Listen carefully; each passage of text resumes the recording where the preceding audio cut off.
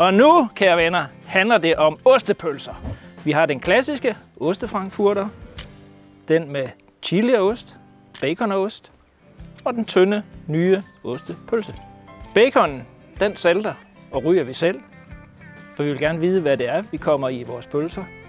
Osten, der er i alle pølserne, det er en hollandsk goudaost. Den samme type, som du kan købe i supermarkedet.